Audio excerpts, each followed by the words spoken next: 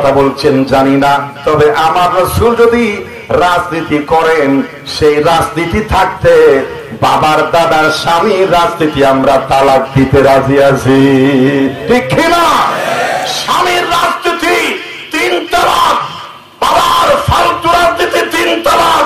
British, London, Russia, ইহুদি, খ্রিস্টান আমার ফালতু নেতার রাজনীতি, মুসলমান উম্মতে মুহাম্মদী 3 তালাক দেবে। আর জীবনের ঝুঁকি নিয়ে রাসূলুল্লাহর চরিত্র রাজনীতি গ্রহণ করবে, ওতে কল্লা থাক আর যাক, ঠিক কিনা? অসুবিধা আছে না? এটাই তো লাকাদ কানা লাকুম ফি রাসূলিল্লাহি উসওয়াতুন হাসানাহ। কোনটাকে গ্রহণ করবেন, কোনটা বাদ দিবেন? সুবিধাবাদ জিন্দাবাদ। নেতা আপনি এগিয়ে চলেন, আমরা আছি আপনার সাথে, কোনো চিন্তা নাই। মাঠ যখন শুরু হয়েছে নেতার পিছনে থেকে কোনো কর্মী নাই, ঠিক কিনা? কিনা ওরা হবে মাঠ শুরু হই আর আমার পিছন দিন নাই তো খোলি দিন অনেক, আমরা আপনার পিছনে আছি অদিন যতক্ষণ মাঠ শুরু নয় ততক্ষণ, ঠিক কিনা? বিভিন্ন মেরখাইরা হাসপাতালে ভরে থেকে, ঠিক কিনা? না বিভিন্ন আমরা চিনুন নেই, এটার ওজন হন বোধ কে হবে বিভিন্ন দেহ বলে। আমি তো শাসনের প্রতিবাদের আমলে ঢাকার রাজপথে স্বৈরাচার জালিম হাসিনার মুখের উপরে সত্য কথা জীবনের ঝুঁকি নিয়ে যেই ব্যক্তিত্ববান বিপিন হক বলেছিল, আজ 24-এর গণঅভ্যুত্থানের শান্তির ডক্টর ইউনূসের খেলাফ হতে বিপিনের গায়ে আক্রমণ 16 কোটি জনতা মেনে নিতে পারে না, ঠিক কিনা? নবীজির জন্মের কাহিনী, জন্মের যেই অলৌকিক ঘটনা, নবী দুনিয়াতে তাশরীফ আনছেন, নবীর জন্ম হয়েছে কিভাবে হয়েছে, জন্ম বেড়ে উঠেছেন কিভাবে, নবুয়তের আগে যে সময়, এ থেকেই মোটামুটি মিলাদুন নবী, রাসূলের মিলাদ, মাউলিদিন নবী, বাবু মাউলিদিন নবী সাল্লাল্লাহু আলাইহি ওয়াসাল্লাম হাদিস শরীফে বাবু আছে। তারা বলে যে মিলাদুন নবী নাকি আমরা মানি না। আমরা স্পষ্ট জানিয়ে দিতে চাই, রাসূলের মিলাদ আমরা মানি, ঠিক কিনা? রাসূলের মিলাদ মানে রাসূলের জন্ম। রাসূলের জন্ম হয়েছে 570 খ্রিস্টাব্দে। আরবের জাহেলিয়াত উৎখাত করার জন্য চুরি, রাহাজানি, চিন্তাই, চাঁদাবাজি, টেন্ডারবাজি, খুন, লুটতরাজ, জেনা, ব্যভিচার সমস্ত শয়তানি কর্মকাণ্ডকে নিজ হাতে কোরআনের আলোকে কবর দিয়ে সোনালী সমাজ প্রতিষ্ঠা করে সিরাতের মাধ্যমে, উসওয়াতুন হাসানার মাধ্যমে একটি সোনালী রাষ্ট্রদেশ উপহার দেওয়ার জন্য এই পৃথিবীতে রাসূলের জন্ম মিলাদ হয়েছিল, ঠিক কিনা? এটা না মানলে তো সিরাজে আসবেন কেমনে? গাছে যদি চারা না মানেন, বৃক্ষ আসবে কোথায় থেকে? যদি বলা হয় মুরগির কি ডিম আগে নাকি মুরগি আগে, ডিম স্বীকার করলে মুরগি পেলেন কোথায়, ঠিক না? ওদের ডিম আগে না মুরগি আগে? কেউ বলে মুরগি আগে। কেন? ওদের মুরগি না তাহলে ডিম হারা হয়ে, আবার কে হবে না ডিম আগে, ওদের কেন ওদের ডিম না হলে মুরগি হরা হয়ে, ঠিক না? রাসূলের মিলাদ, রাসূলের জন্ম আমরা মানি। স্পষ্ট বলে দিতে চাই, মিলাদ হলো রাসূল সম্পর্কে জানার নাম, রাসূলের জন্মের সম্পর্কে জানার নাম, ওখানে মানার কিছুই নাই। আর রাসূলের সিরাত হলো রাসূলকে মানার নাম, রাসূলের প্রত্যেকটি আদর্শ অনুসরণ করার, উসওয়াতুন হাসানা গ্রহণ করে আল্লাহর রেজামন্দি হাসিল করে জান্নাতি সোনালী মানুষ হয়ে কবরে যাওয়ার আদর্শের নাম হলো সিরাতুন নবী। বলেন সুবহানাল্লাহ। 19 দিন ব্যাপী সিরাতুন নবীর মাহফিল হয় এখানে শুধু সিরাতের আলোচনা হয় না, রাসূলের মিলাদের আলোচনাও হয়। আবার রাসূলের মিলাদুন নবী যেখানে বেনার টাকায় আলোচনা করা হয়, ওখানেও কিন্তু রাসূলের সিরাতের আলোচনা হয়। সুতরাং আল্লাহ বলেছিল ওয়াতাসিমু বিহাবলিল্লাহি জামিআন, আল্লাহর রজ্জুকে শক্তভাবে একতাবদ্ধভাবে ধরো, ওয়ালা তাফাররাকু, বিচ্ছিন্ন হয়ে যেও না। শয়তান গভীর ষড়যন্ত্র মেহনত করে উম্মতে মুহাম্মদীকে কেউ সিরাতের পক্ষ বানিয়ে ফেলেছে। ওরা মিলাদ সহ্য করতে পারে না, কাউকে মিলাদুন নবীর অনুসারী বানিয়েছে, সিরাতুন নবীর ব্যানার দেখলে সহ্য করতে পারে না। সুতরাং মিলাদ এবং সিরাতের সমন্বয়ে রাসূলুল্লাহর বৈপ্লবিক জীবন হায়াতুন নবী উভয়টাই মিলে সত্যের পথ। এটা নিয়ে দ্বন্দ্ব করলে ইসলাম সংকীর্ণ হয়ে যাবে, বাতিল হাসতে থাকবে, বিউটি অফ ইসলাম, ইসলামের সৌন্দর্য নষ্ট হয়ে যাবে। জোরে বলেন নাউজুবিল্লাহ। শক্তি একতার ভিতরে, বিচ্ছিন্নতার ভিতরে শক্তি নাই। আমার আলোচনার বিষয় হলো রাসূলের সিরাত নিয়ে। তাই বলে আমি রাসূলের সিরাতের উপর আলোচনা করছি বলে আমি কি মিলাদ সম্পর্কে মানি না, এটা বলা ঠিক হবে না।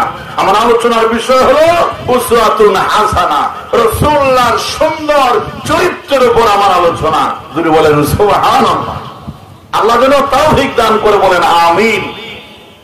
আল্লাহ পাক রব্বুল আলামিন বলেছেন সূরা আহজাবের 21 নম্বর আয়াতে, লাকাদ কানা লাকুম ফি রাসূলিল্লাহি উসওয়াতুন হাসানাহ। দুনিয়ার মানুষ ভালো ঘর প্রত্যেকে, মানুষের বিবেক যখন চলে আসে, মানুষের স্বভাব ধর্ম হলো সে কাউকে না কাউকে ফলো করবে, অনুসরণ করবে, কাউকে না কাউকে ইত্তেবা করবে, কাউকে না কাউকে অনুসরণ করে তার জিন্দেগি চালাবে।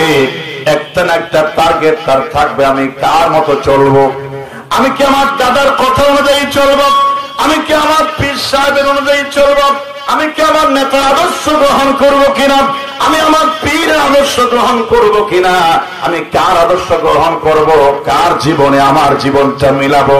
মানুষ একটা না একটা জীবনের চরিত্র খুঁজবে, মানুষ কাউকে না কাউকে জীবনে চলার জন্য অনুসরণ করতে চাইবে।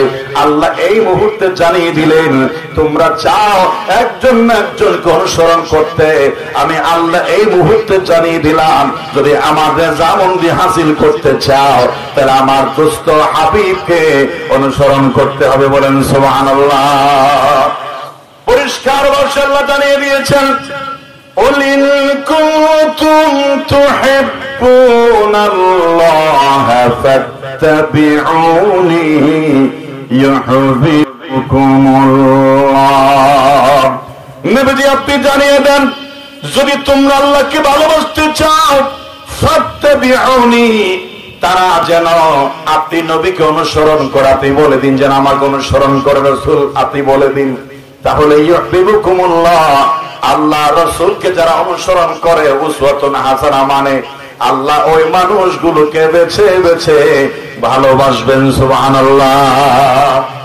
আল্লাহকে যে পাইতে চায় হাজরাতকে ভালোবেসে, আল্লাহকে যে পাইতে চায় হাজরাতকে ভালোবেসে, লৌহ কালাম আরশ কুরসি না চাহিতে পেয়েছে সে। সুবহানাল্লাহ। কবি সম্মানের সুন্দর করে বলেন কি মোহাম্মদ সে ওয়াফা तूने तो हम तेरे हैं, ये जहां चीज है क्या लौह कलम तेरे। লৌহ কলম খোদার খোদাই তোমার কদমের তলায় হাজির হবে, সব তুমি জয় করতে পারবে যদি রাসূলকে তুমি ইত্তেবা করতে পারো, রাসূলের মন জয় করতে পারো, তাকে ফলো করতে পারো, খোদার খোদাই তোমার গোলাম হয়ে যাবে। বলেন সুবহানাল্লাহ।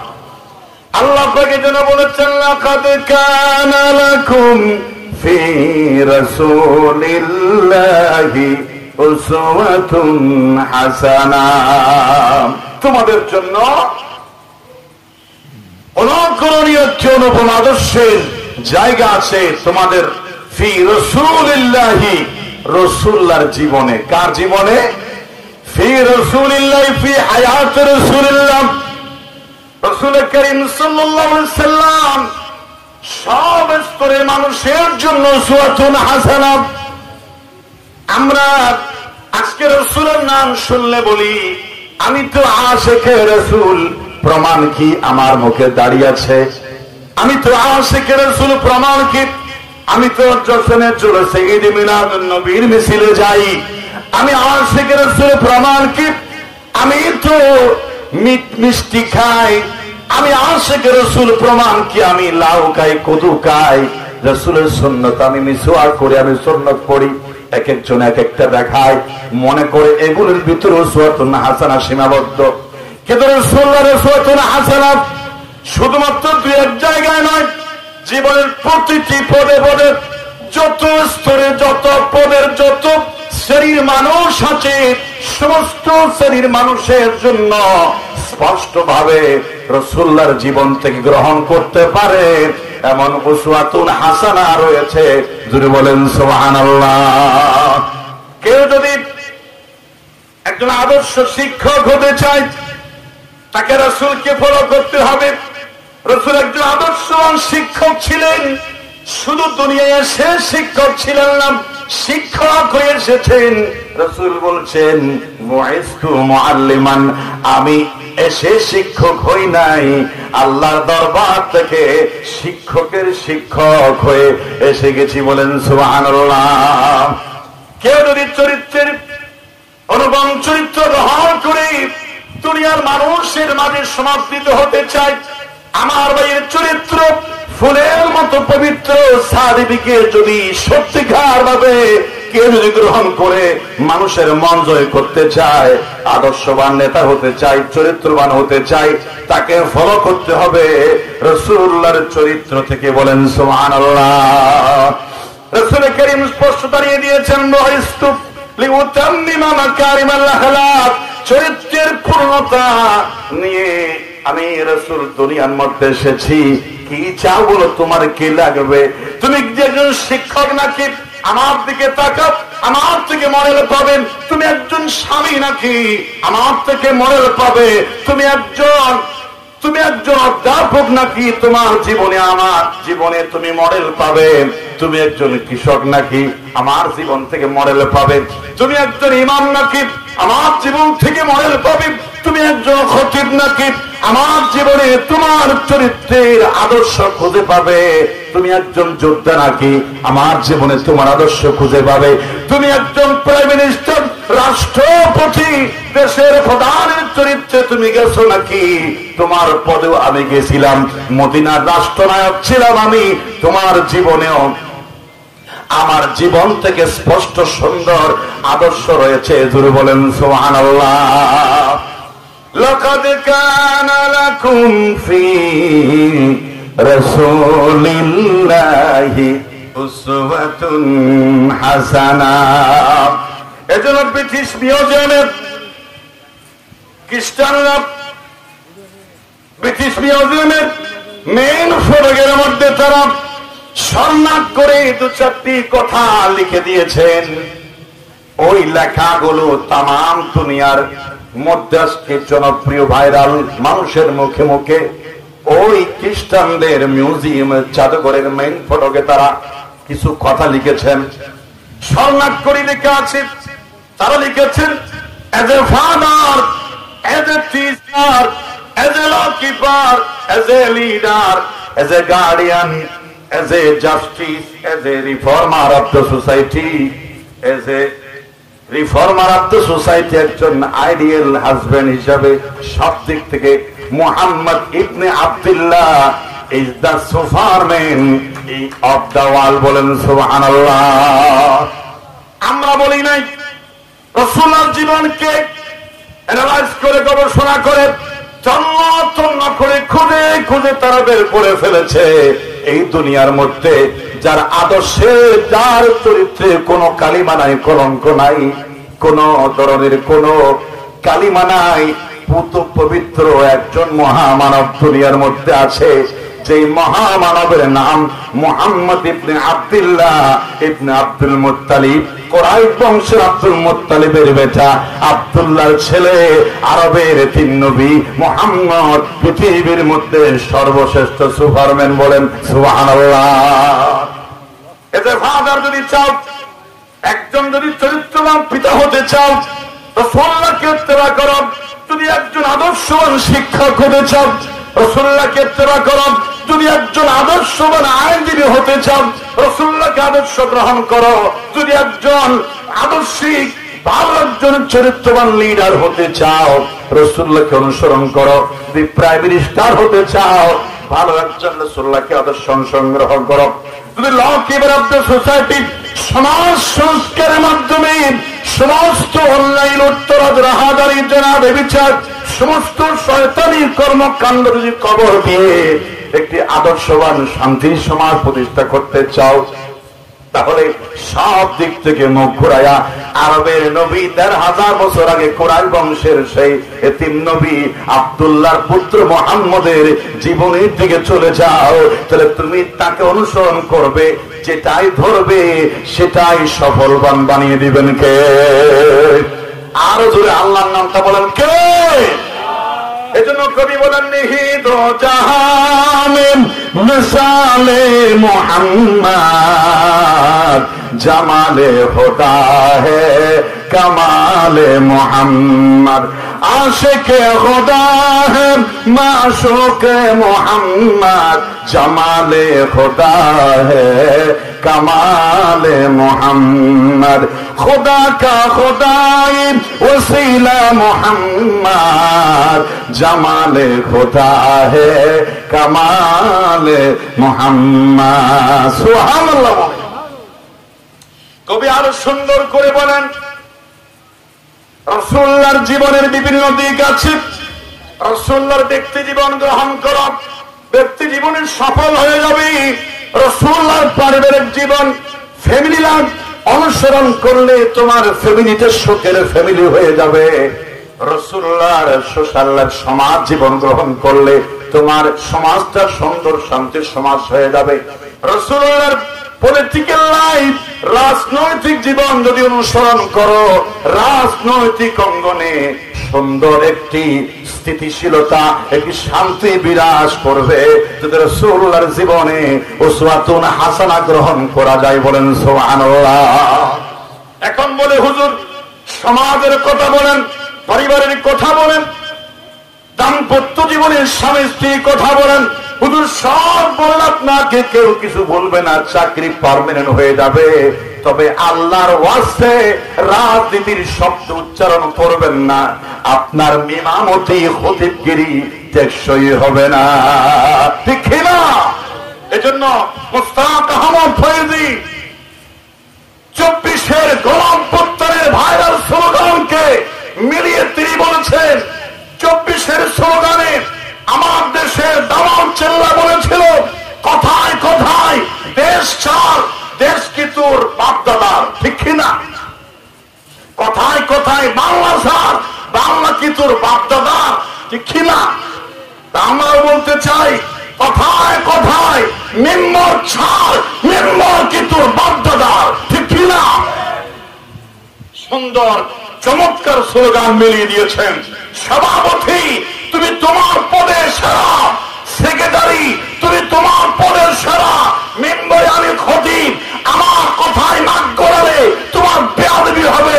তুমি খতিব হতে পারলে সভাপতি হতো না, এক রাকাত নামাজ পড়াতে দিলে তোমার কাপড় চোপড় নষ্ট হয়ে যাবে। তোমার মুখ জবানে খতিবের জবান নিয়ন্ত্রণ করা বেয়াদবি ছাড়া কিছুই নয়, ঠিক না? ওদিকে যাইয়েন না, ওদিকে কিন্তু রাসূলের জীবন তো দিকে বললেন, লাকাদ কানা লাকুম ফি রাসূলিল্লাহি উসওয়াতুন হাসানাহ। আপনি কোন জীবনের কথা বলছেন, কোন নীতির কথা বলছেন জানি না, তবে আমার রাসূল যদি রাজনীতি করেন, সেই রাজনীতি থাকতে বাবার দাদার স্বামী রাজনীতি আমরা তালাক দিতে রাজি আছি, ঠিক কিনা? স্বামীর রাজনীতি 3 তালাক, বাবার ফালতু রাজনীতি 3 তালাক। ব্রিটিশ, লন্ডন, রাশিয়া, ইহুদি, খ্রিস্টান আমার ফালতু নেতার রাজনীতি, মুসলমান উম্মতে মুহাম্মদী 3 তালাক দেবে আর জীবনের ঝুঁকি নিয়ে রাসূলুল্লাহর চরিত্র রাজনীতি গ্রহণ করবে। ওদের কল্লা থাক আর যাক, ঠিক কিনা? অসুবিধা আছে না? এটাই তো লাকাদ কানা লাকুম ফি রাসূলিল্লাহি উসওয়াতুন হাসানা। কোনটাকে গ্রহণ করবেন, কোনটা বাদ দিবেন? সুবিধাবাদ জিন্দাবাদ।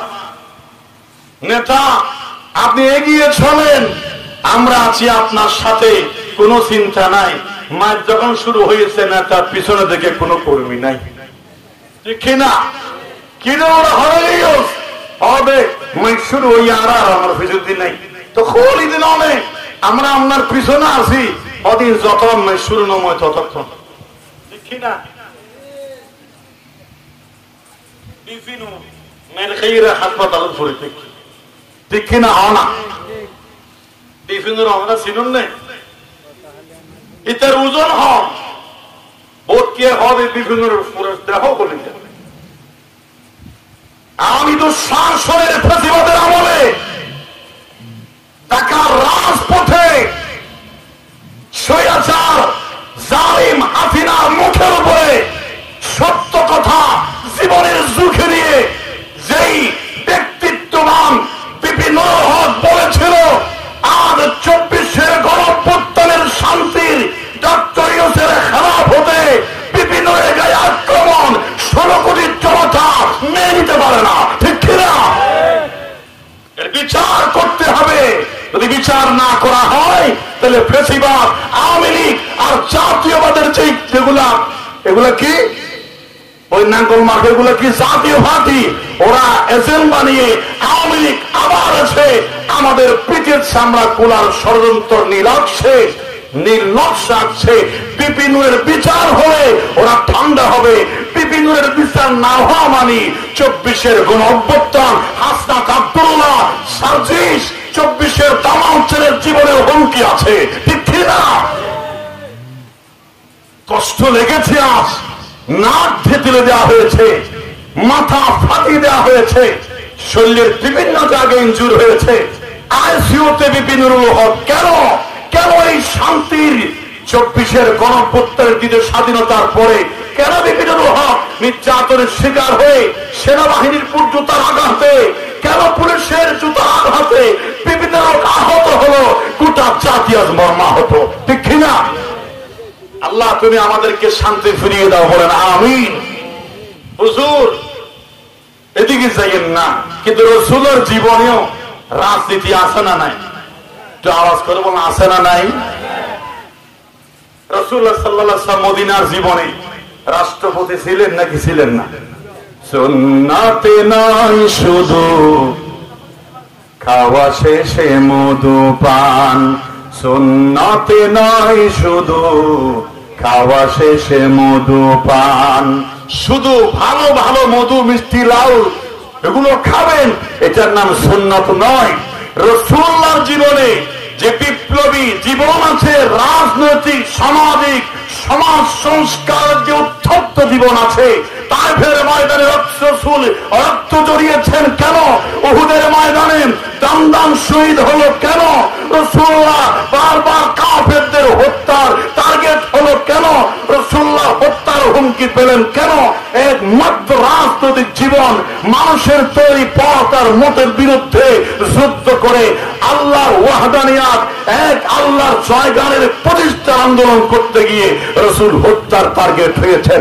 রাসূল গোটা সমাজকে ইসলামী সমাজ উপহার দিতে চেয়েছিলেন।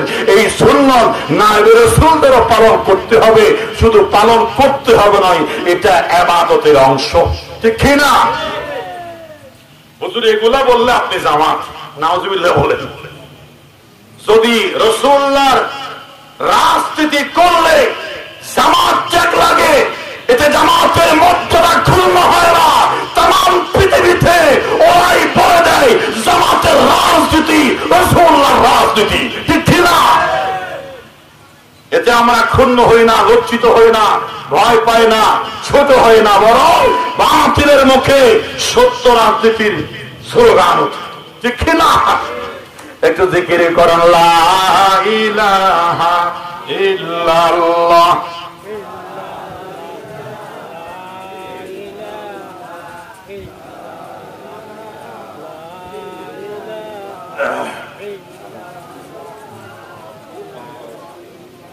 আমাদের কথা বলতে একটু কষ্ট হয়।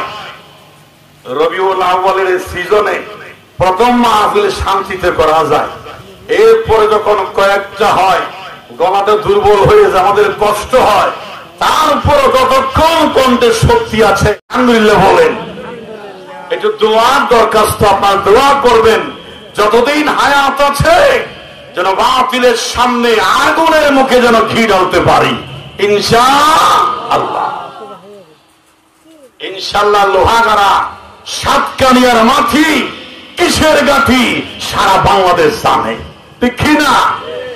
আমরা যদি বাইরে বলি যে হুজুর আপনার বাড়ি কোথায়, আমি যদি বলি আমার বাড়ি লোহাগাড়ায়, ভিন্ন চোখে চাই অদিবের মানুষ ইনারা জিন্দগি মিনার ফাটি নইব সন্দেহ করে হদে বেশি না মাতিস ইবে উইবে ওয়া শুধু লোহাগাড়া হইবে কি হইবে আর কিছু নই। শুধু সাতকানিয়া লোহাগাড়া বললে যারা ইসলাম বিদ্বেষী তারা চোখের কোণে চায়, আর যারা ইসলাম মহাব্বতী তারা বুকে লাগিয়ে বলে আই লাভ ইউ, আপনি লোহাগাড়ার মানুষ। সুবহানাল্লাহ বলেন। একটু দর্শক পড়েন আল্লাহুম্মা সাল্লি আলা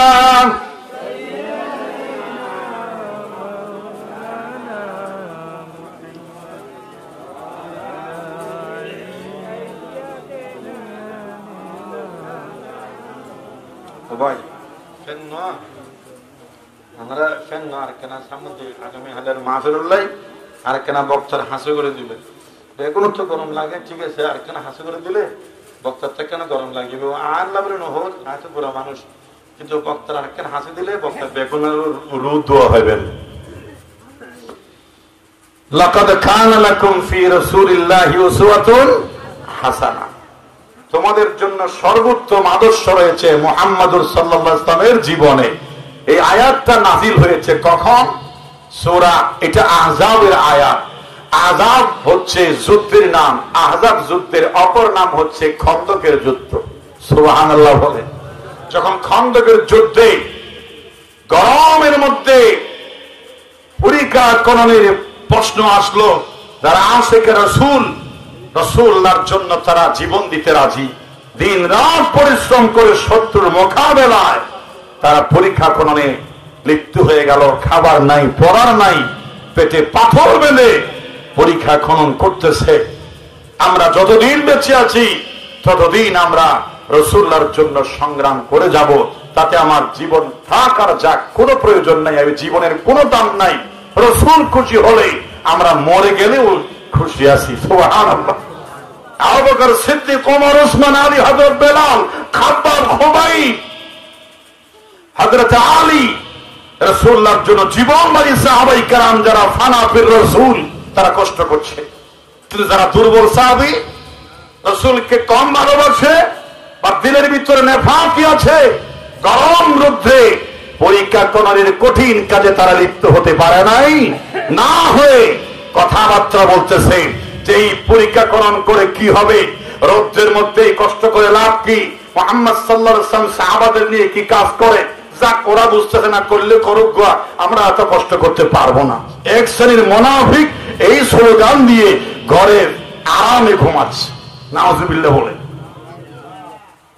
তারা দাবি করে আমরা ঘরে যারা বসে আছি আমরা আশিকে রাসূল, রাসূলুল্লাহর সাথে যারা গরমের মধ্যে শত্রুর সামনে পরীক্ষা খননে জীবন বাজি রেখে যুদ্ধ করছে তারাও আশিকে রাসূল।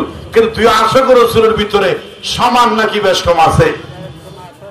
আল্লাহ পাক জানিয়ে দিলেন লাকাদ কানা লাকুম ফি রাসূলিল্লাহি উসওয়াতুন হাসানা।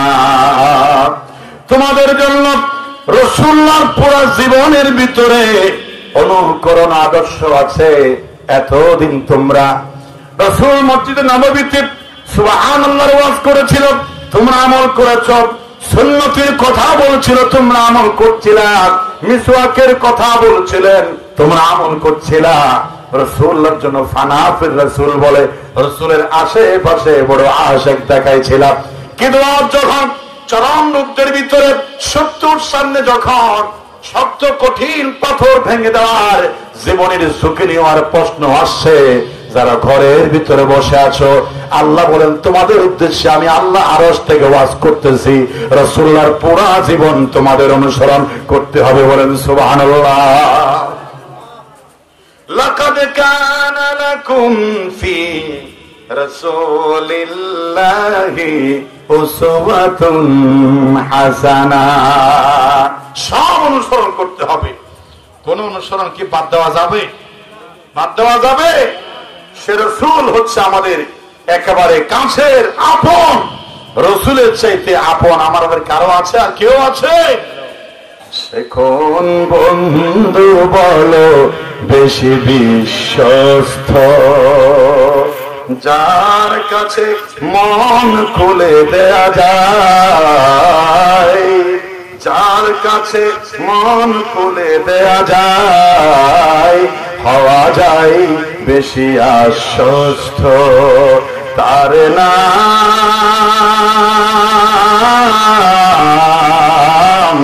আহমদ, বড় বিশ্বস্ত। সুবহানাল্লাহ। তিনি কে? মুহাম্মদ রাসূলুল্লাহ সাল্লাল্লাহু আলাইহি ওয়াসাল্লাম। প্রিয় মহানবী বলে তারে কেউ বা ডাকে, আমি ডাকি প্রিয়তম বলে। আমরাও ডাকি রাসূলকে প্রিয়তম বলে।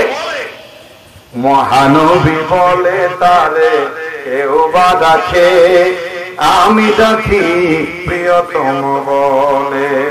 সে আমার দেন ভালোবাসা প্রেম, মধুময় মনোহর স্বপ্ন সম, যে জন করুণার অনুপম উপমা, যার মতো দরদি কোথাও আর মিলে না জীবনের আঙ্গিনায়।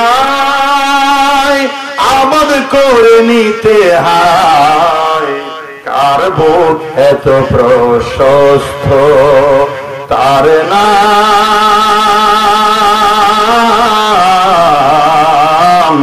আহমদ, বড় বিশ্বস্ত। সুবহানাল্লাহ। রাসূলকে আমরা সর্বোচ্চ জায়গায় সবার চাইতে বেশি ভালোবাসতে চাই নাকি চাই না? আল্লাহ পাকের হাবিব জানিয়ে দিলেন, লা ইউমিনু আহাদুকুম হাত্তা আকুনা আহাব্বা ইলাই মিন ওয়ালিদিহি ওয়া ওয়ালাদিহি ওয়ান নাসি আজমাইন। তোমার ঘরে তোমার প্রিয়তম স্ত্রী আছে, আদরের দুলালির সন্তান আছে, তোমার কলিজার টুকরা ভাই আছে, তোমার জানের নাতা আছে, তোমার পীর সাহেব আছে, তোমার প্রাণের লাভার বন্ধু, প্রিয়তম বন্ধু স্বজন আছে। সব ভালোবাসার বন্ধন পার করে যদি আমার রাসূলকে সবচেয়ে বেশি আই লাভ ইউ ভালোবাসি বলতে না পারি, ততক্ষণ পর্যন্ত সত্যিকার মুমিনের খাতায় নাম তোলা যাবে না। বলেন সুবহানাল্লাহ। সত্য কথা। রাসূল করিম সাল্লাল্লাহু আলাইহি ওয়াসাল্লামের আদর্শ এমন সুন্দর, দুশমন গেলে দুষ্ট হয়ে যায়। উসওয়াতুন হাসানার এমন পাওয়ার ছিল, উসওয়াতুন হাসানা সুন্দর অনুপম আদর্শের এমন জাদুকরী, এমন বিস্ময়কর শক্তি ছিল। দুশমন মারতে গিয়ে রাসূলুল্লাহর হাসি দেখে মুস্কি হেসে মুসাফা করে কালিমা পড়ে আবার ফেরত চলে আসে। বলেন সুবহানাল্লাহ। আরবের হজের মৌসুমে মক্কার কাফেররা জানিয়ে দিল, আমাদের আরব সমাজে একটা পাগল জন্ম নিয়েছে যার নাম মুহাম্মদ। তাকে বড় জিন ভূত প্রেতাচর করেছে, ওর কাছেও যেও না, ওর জিন তোমাকেও পাবে, তোমার জীবন তছনছ হয়ে যাবে। হজ করতে আসো, হজ করে চলে যাও, ওই পাগলটির কাছেও যেও না, তোমাদের জীবনের ক্ষতি হয়ে যাবে। সব জায়গায় ছড়িয়ে দিল। মানুষ বলছে পাগলটা কেমন একটু দেখবো। খানায় কাবার চত্বরে রাসূল আমার কোরআন তেলাওয়াত করতেছে মধুর সুরে। কাফেররা দুশমনেরা পাগল দেখতে আসে, রাসূলুল্লাহর চোখের বুড়ি চেহারার চাকুনি, মুস্কি হাসি, কোরআন তেলাওয়াতের কণ্ঠ আর জাদুময়ী চেহারার অনুপম চেহারা দেখে কালিমা পড়ে মুসলমান হয়ে গোপনে কালিমা নিয়ে আপন দেশে ফিরে যায়। সুবহানাল্লাহ। লাকাদ কানা লাকুম ফি রাসূলিল্লাহি উসওয়াতুন হাসানাহ। যে রাসূলের সাথে দুশমন হয়ে লড়তে আসে, রাসূলুল্লাহর সান্নিধ্যে এসে তার গলাটা গর্দানটা রাসূলুল্লাহর কদমে দিয়ে বলে, আমি আপনার জন্য জীবন দিতে রাজি আছি। সুবহানাল্লাহ। এমন করে বানিয়েছেন, নিজের মত করে বানিয়েছেন রাসূলকে। আরব কবি হাসান ইবনে সাবিত শায়র রাসূল, রাসূলের শায়র যাকে কেতাব বলা হয়, তিনি বলছেন এভাবে, ওয়া আহসানু মিন কালাম তারাকাত আইনি ওয়া আজমালু মিন কালাম তালিদিন নিসাও। আপনার মতো সুন্দর দেখেনি কেউ পৃথিবীতে, আপনার মতো সুন্দর কোন মহামানব, কোন নারী জন্ম দেয় নাই এই ভূখণ্ডে। বলেন সুবহানাল্লাহ। হযরত আয়েশা বলেন, লানা শামসুন ওয়ালিল্লাহ ফাকি শামসুন ওয়া শামসি আফদালু শামসিস সামাই। আজকাল স্ত্রীদেরকে যদি বলা হয়, বলো তো তোমার স্বামীটা কেমন, স্ত্রীর 98% স্ত্রী বলবে, ওর কথা বলিও না, ওর জন্য আমার জীবন অতিষ্ঠ। অত তোমার শাশির হাতা না হইও, আর জীবন তামা তামা বানাই ফেলি। কোন জীবনের সাত স্বপ্ন পূর্ণ হতে দিল না। কেন? কোন দুঃখে তার স্ত্রী হলাম, আল্লাহ কি পাপ করেছিলাম, এরকম একটা জালিম স্বামী পেলাম, কোন স্বপ্ন আমার পূরণ হতে দেয় না, শুধু আমার দোষ ধরে হাঁটতে চলতে ফিরতে। আল্লাহ কোন সময় যে এই সংসার থেকে রেহাই পাবো জানি না। বেশিরভাগ স্ত্রী এমন কথা বলবে কারণ তার স্বামীটা এমন জালেম টাইপের, ঠিক কিনা? স্ত্রী পেয়েছে, মনে করেছে আমি নবাব সিরাজউদ্দৌলা, আমি হলাম রাজার বংশ, আর তুই হলি পেতনির বংশ। সারা জীবন আমার কথা উঠবি আর বসবি, কথা শুনবি। স্ত্রীও বলে ফেলে, তুমিও যেমন মানুষ আমিও মানুষ, তুমি রাজা আমি গোলাম কেন হব, তোমার সামনে আমার এত অসম্মান কেন? আল্লাহ নারী জন্ম নিয়ে কি দোষ করেছিলাম? আমি কি তার ঘরের বান্দি দাসী নাকি? স্ত্রীর দীর্ঘ শ্বাস যদি আল্লাহর আরশে চলে যায়, স্বামীর জীবন তামা তামা আল্লাহ বানিয়ে দেবে, ঠিক না? আমার অর্থ হিসাবে পরের ঘরের একটা স্ত্রী তোমার কাছে এসেছে, আল্লাহর ডাইরেক্ট অর্ডার, ওয়াশিরুহুন্না বিল মারুফ, তাদের সঙ্গে সদাচরণ করার হুকুম দিচ্ছেন কে? গত বছর, আগের বছর আমার আলোচনার বিষয় ছিল স্বামী স্ত্রী। কি ছিল? স্বামী স্ত্রীর প্রতি পরস্পর দায়িত্ব কর্তব্য। আমি আলোচনা করেছিলাম, আমার হুজুরের নামটা মনে নাই, হুজুর আমার আলোচনায় জানি না কিরকম হয়েছে, খুশি হয়েছে কিনা, হুজুর বলেছেন যে আপনাকে কেন এই টাইমে দিলাম, শেষে বললে আরো মানুষ বেশি হতো, আপনি আরো সুন্দর করে কথাগুলো বলতে পারতেন। হুজুর আমাকে তো যখন আমরা যখন আবার দাওয়াত দেব, স্বামী স্ত্রীর বিষয়ে বাকি অংশ আজ আপনাকে করতে হবে। এই কথা আমার কানে এখনো বাজে। স্বামী স্ত্রী দাম্পত্য জীবন, মধুর জীবন, আলোচনাও মজা, সম্পর্কও মজা, ঠিক কিনা? হয় না? সম্পর্ক মজা, আলোচনাও কি? একজন আলোচনা আই লাভ ইউ হলে নাই খুশি, দিনে শত শতবার যে স্ত্রী বলবে স্বামীকে আই লাভ ইউ, আর স্বামী স্ত্রীকে বলে I love you, I sweet you, I miss you. এটা দুশ্মনী হজ্জা বাজিব, শুধু খাইব না, না খাইব এনে বান্ধবীরে, চাল চুবানরে, ফেসবুক ফ্রেন্ডরে আই লাভ ইউ মারে, কিন্তু গর্ব ভরে জীবন আই লাভ ইউ না হয়, খালি দুষ ধরে তো মহাব্বত হঠাৎ আইব মহাব্বত এবার তলাশ যাগই প্রতিদিন হচ্ছে মাঝে ঠিক নেবে ঠিক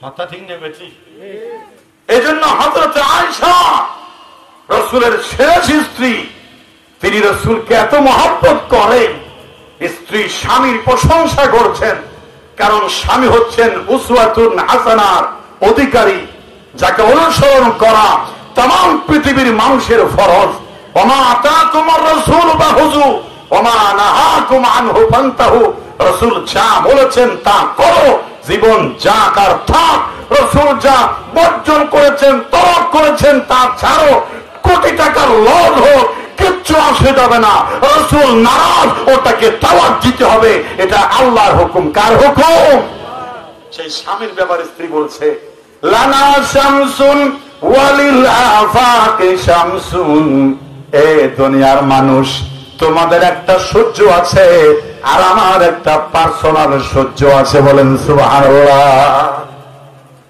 আমাদের একটা দিশান সূর্য শামসুন আছে না নাই ও শামসুন দেখেন না আমরা সূর্য দেখেন না আজই উঠলেন প্রতিদিন ওড়ে না সূর্যর নামে সূরাও আছে সূরাতুশ শামসি শামসুন মানে সূর্য ইংরেজি থটে দিশান লানা শামসুন ওয়ালিল আফাকি শামসুন গোটা দুনিয়ার মানুষের একটা সূর্য আছে যেটা উদিত হলে সব অন্ধকার দূর হয়ে যায় গোটা পৃথিবী আলোকিত হয়ে যায় আর আমার একটা পার্সোনাল সূর্য আছে ওই সূর্য যখন আমার কাছে আসে খোদার খোদাই আলোকিত হয়ে যায় সুবহানাল্লাহ কিন্তু সমাজ তফাৎ হচ্ছে কি ওয়াশামসুস সামাই বাদা ফাজরিন দুনিয়ার সূর্যটা উদিত হয় ফজরের পরে আর ওয়াশামসি তাতে লাউ বাদাল ইশাই আমাকে আল্লাহ যেই সূর্য গীত করেছেন ওটা আমার রাজ্যে উদিত হয় এশারের পরে বলেন সুবহানাল্লাহ কি সূর্য কি চন্দ্র কি নক্ষত্র খোদার খোদাইর সব সৌন্দর্য যদি এক জায়গায় জমা করা হয় আমার রাসূলুল্লাহর পশমের সমান হবে না আল্লাহু আকবার রাসূল সাল্লাল্লাহু আলাইহি ওয়াসাল্লামের সাথে কোনো কিছুর কোনো তুলনা নাই নিহিদ জাহানে মিসালে মুহাম্মদ জামালে খোদা হে কামালে মুহাম্মদ সেই রাসূলুল্লাহর চরিত্র আমরা গ্রহণ করতে পারলে দুনিয়া আখিরাত আলোকিত করে দেবেন কে কবরের আযাব থেকে বাঁচিয়ে দিবেন কে হাউজে কাউসারের মালিক কে জানে হাউজে কাউসার কয়টা একটা কয়টা এই হাউজে কাউসারের কোনো কফি নাই কোনো কফি আছে না কোন 2 নম্বর 3 নম্বর আছে না লক্ষ লক্ষ নবী আল্লাহ পাঠিয়েছেন সব নবীরা আল্লাহর প্রিয় সব নবীরা যুগের সুপারম্যান চরিত্রের সৌন্দর্যে জগতের সেরা মহামানব যে নবী যখন আসছে আদমের কোনো তুলনা নাই হযরতে নূহ আলাইহিস সালামের কোনো তুলনা নাই হযরতে মূসা কালিমুল্লাহর কোনো তুলনা নাই যার সঙ্গে আল্লাহ তুর পর্বতে সরাসরি কথা বলেছেন সুবহানাল্লাহ ইব্রাহিম খলিলুল্লাহ কোন তুলনা নাই ইসমাইল যাবিহুল্লাহর কোন মিসাল নাই লক্ষ লক্ষ নবী সবাই হলো যুগের সুপারম্যান কিন্তু আল্লাহ পাক হাউজে কাউসারের মালিকানা কাউকে দেয় নাই হাউজে কাউসারের মালিকানা একজনকে দিয়েছেন তিনি হচ্ছেন আমার নবী মুহাম্মদুর রাসূলুল্লাহ সাল্লাল্লাহু আলাইহি ওয়াসাল্লাম কুছ হয়ে বলেন আলহামদুলিল্লাহ আদরন নেতার যে কাম বড় যদি বড় কি পায় মন ভাই বড় যদি ফান ভাই এটা যদি আমার দলের নেতা হয় সব মেরা খুশি বলে শাহজাহান চৌধুরী সাতকানের লোহাগড়ার জন্য এত কোটি টাকার বাজেট এনে দিয়েছেন এগুলো শাহজাহান ভাইয়ের নেতৃত্বে হবে জামাত শিবিরের ভুয়া নাসের খুশিয়ে আর নেতাই ভাই দেয় ঠিক না ঠিক যদি নৌকার প্রার্থী পায় তাদের কর্মীরা খুশি হবে যদি জাতীয়বাদী সত্যির নেতারা পায় তারা খুশি হবে, এটাই তো স্বাভাবিক, এটা দলীয় মহাব্বত, এটা দোষের নয়। তবে ঈসা আলাইহিস সালামের অনুসারীরাও খুশি হতে পারে নাই, হযরত মুসার অনুসারীরা খুশি হতে পারে নাই, ইব্রাহিমের খলিলের অনুসারীরা খুশি হতে পারে নাই। আমার নবীজিকে আল্লাহ পাক হাউজে কাউসার দিয়েছেন, তামাম দুনিয়ার উম্মতেরা খুশি হওয়ার কথা বলেন সুবহানাল্লাহ। নারে তাকবীর, সবাই বলেন নারে তাকবীর। চট্টলার ইসলামী আন্দোলনের অন্যতম অগ্রসৈনিক, বিশিষ্ট ইসলামী চিন্তাবিদ, অনবশ্য আলোচক, গবেষক, শিক্ষাবিদ, বিশিষ্ট আনাদিন হযরত জনাব মাওলানা মুহাদ্দিস জামালউদ্দিন সাহেব হাফিজাহুল্লাহ আপনাদের মাহফিলে উপস্থিত হয়েছেন। বলেন আলহামদুলিল্লাহ। আন্তরিক ভাষায় চমৎকার মজার স্বাদযুক্ত ওয়াজ করবেন, এটা যেন ওই সাতগড়ের দ্বিতীয় শফি আহমদ সাহেব, শফি মৌলভী। এমন মজার কথা, শফি মৌলভী যে মজার কথা হইতো, এই মজার ওয়াজ করেন না মানুষ আছে না। এবার কিছুটা ভাইদের আরো জামানো চলবে, আলহামদুলিল্লাহ হও না। এই যুগের শফি হওয়া আলহামদুলিল্লাহ হও। আর আঞ্চলিক বাজার ফুরেন্দ্র ভারী, আর আমার তো সারা বাংলাদেশ হতা হওয়া করে এতটা সিটেঙ্গিয়া ভাষা দিয়ে অভ্যাস করেন না পারি। কারণ সিটেঙ্গিয়া ভাষার হতা যদি নোয়াহালে হয়ে মানুষ বেগুন চাইবো নাকি তাই যাইবো, বই যাইবো না, চাইবো। হ্যাঁ, আমি তো হেন্য ভারিসা সিলেট যখন গেছি, আদা বয়সে একটা মহিলা বলছে, হুজুর জুহুরের বাদ খেয়েছেন, এখন আপনি কি খাবেন? আমি বললাম কি দেবেন খালা? খালা তখন বলে, হুজুর সাদা গু খাবেন নাকি কালা গু খাবেন? সাদা গু খাইবেন নাকি হালা গু খাইবেন? যা হোক দেওয়া ওরা খালা সিদে তুকে গু খাইবেন না সিদি না। হ্যাঁ মনে হবে হালা গু মানে ফুরান গু, লাল গু মানে তাজা গু। নাউজুবিল্লাহ। চা হইল বা যায় কিছু খাইম বলে নহই, যদি আনি ফেলাই কইন ভারি খাইতো ন ভারি। মাহফিল কমিটির কুফু আসে 14 বা 7 ফুজার লম আঙ্কেল এই মাইফিল করেন, আরো ফুজার লোক হুজুর সাদা গু খাইবেন নাকি কালা গুণ খাইবেন, খিটা খাইবেন? হুজুর খিটা খাইবেন। তা হদি মানে কি তুই ফুয়াইবে? আরো বুঝে হুজুর সাদা গু মানে দুধ চা, হালা গু মানে রং চা। সাদা গু মানে দুধ চা, হালা গু মানে রং চা। মানুষ কোথায় না বাংলা ভাষা, ভাষা আমাদের আল্লামা সাঈদী বলেছিলেন, বাংলা ভাষা চট্টগ্রামে আহত, সিলেটে নিহত। ঠিক না? ওরা যখন কথা বলে আমার মনে হয় আমি চীন দেশে এসেছি, চীনা ভাষায় কথা বলে। আর আমি যখন কথা বলি চিটাঙ্গের ভাষায়, ওরা মনে করে হয়তো হিন্দি ভাষা বলতেছি। ভাষা হলো আল্লাহর নিয়ামত। কার নিয়ামত? কত সুন্দর আলহামদুলিল্লাহ বলে। রাসূল পাক সাল্লাল্লাহু আলাইহি ওয়াসাল্লামের জীবনে যা এসেছে, মারতে এসেছে, মার খেয়ে চলে গেছে। সুবহানাল্লাহ। হযরত ওমর মারতে এসেছিল, রাসূলুল্লাহর চেহারা আদর্শ দেখে নিজের গর্দান দিয়ে চলে গেছে। কিছুদিন আগে ডেনমার্কের চিত্রশিল্পী রাসূলুল্লাহর চরিত্র নিয়ে, রাসূলুল্লাহর জীবন নিয়ে আর বডি কার্টুন এঁকে গোটা দুনিয়ার 800 কোটি মুসলমান যখন, 200 কোটি মুসলমান যখন আন্দোলন করেছে জীবন রক্ষার জন্য, সে গোপন কামরা আশ্রয় নিয়েছে। সেখানে ঢোকার পর চিন্তা করে 1000 বছর আগের একজন মানুষের একটা কার্টুন আঁকলাম, 200 কোটি মানুষ কিভাবে রাজপথে নেমেছে। আমার ফাঁসি চাই, হুইজ মুহাম্মদ আমাকে জানতে হবে। সুবহানাল্লাহ। হুইজ মুহাম্মদ আমাকে জানতে হবে, যার জীবনের কার্টুনকে আমার জীবন হুমকির মুখে। সুবহানাল্লাহ। ইতিহাস তো আমরা একটু বই আনিস, এই মুহাম্মদের জীবনী আছে না? ওটা আছে মানে কোটি কোটি ভাষায়, কোটি কোটি দেশে রাসূলুল্লাহর জীবনী আছে না নাই? এটার গদি হঠাৎ খতম করলো হইবে পড়, পড়তে পড়তে প্রথম খন্ড শেষ, পাগল হয়ে গেছে দ্বিতীয় জীবনের খন্ড পড়ার জন্য। জীবনের তৃতীয় খন্ড পড়তে গিয়ে যখন রাসূল পাক সাল্লাল্লাহু আলাইহি ওয়াসাল্লাম একবার একটা বুড়ি পথে কাঁটা দিয়েছিল। কি দিয়েছিল? কাঁটা দিয়েছিল। রাসূল যখন কাঁটা উঠে ওই বুড়িতে হাসতেছিল, কিন্তু একদিন পথের মধ্যে কাঁটা দেখতে না পেয়ে রাসূল দুশমন মহিলাকে দেখতে গেলেন, তার সেবা করলেন অসুস্থ বলে, যেদিকে যায় সেদিকে সুগন্ধি পারফিউমের, জুড়ে বলেন সুবহানাল্লাহ। স্বামী মারা যায়, আব্দুল্লাহ মারা যায়, রাসূল এখনো মায়ের ঔরসে। কিন্তু আরবের প্রথা ছিল, কোন স্বামী যখন মারা যায় 1 বছর পর্যন্ত কোন নারীরা আতর ব্যবহার করা আরবের রেওয়াজ ছিল না, বড় বেয়াদবি ছিল। আরবের মানুষেরা, মহিলারা আমিনার সমালোচনা করছে, তোমার পুত্রবধূ আব্দুল্লাহ মারা গেছে আর কয়দিন হয়, আব্দুল মুত্তালিবকে বিচার দেয়, তোমার আমিনা রাস্তাঘাটে বেড়াবার সময় পারফিউম দিয়ে বের হয়, তার সুগন্ধি দেখে পরপুরুষেরা আনন্দ পায়। এটা আরবের রেওয়াজের লঙ্ঘন। তোমার পুত্রবধূর চরিত্র ঠিক নাই।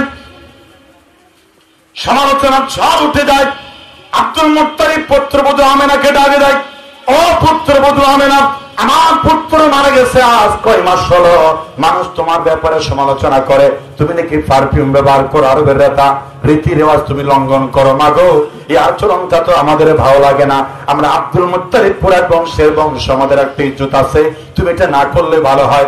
হযরত আমিনা কেঁদে কেঁদে বলে, আমার শ্বশুর বাদার, আল্লাহর কসম কে বলি, আপনি আপনার সন্তানকে যেমন কলিজা দিয়া ভালোবাসেন, আমি আমার স্বামী আব্দুল্লাহকে তার চাইতে কম ভালোবাসি না।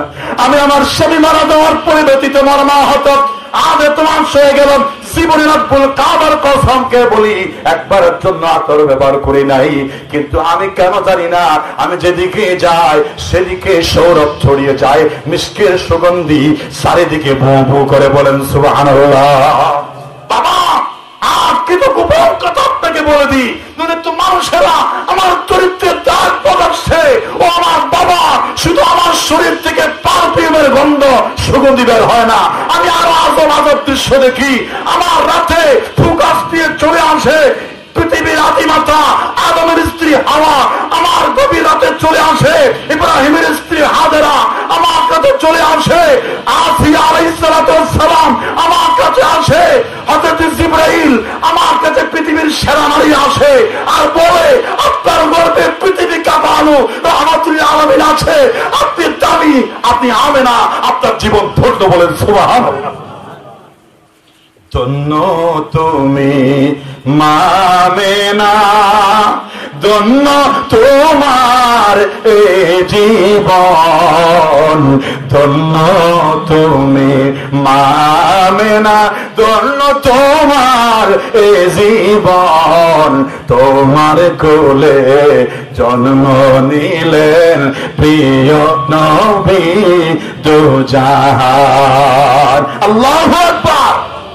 ও আমার বাবা, শুধু এখানে শেষ নয়, আমি যখন পাথর উপর দিয়ে হাঁটি, উঁচু নিচু পাথর চেঞ্জের ছাড়া পা দিলে ব্যথা পায়, আমি যখন উঁচু নিচু কঠিন পাথর উপর পা দিই, আমি দেখি ওটা একটা বেলুন হয়ে যায়, নরম হয়ে যায়, আমার পায়ে আরাম লাগে, পাথরটা মোমের মতো নরম হয়ে যায়।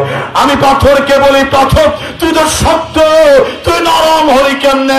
পাথর বলে, ও আমেনা, আপনার পেটের ভিতরে রাহমাতুল লিল আলামিন আছে, আপনি পায়ে ব্যথা পেলে আমার রাসূল নারাজ হবে, এজন্য তুমি যেখানে পা দাও সেটা আমরা বেলুনের মতো হয়ে যায়। সুবহানাল্লাহ। একটু জিকির করেন, লা ইলাহা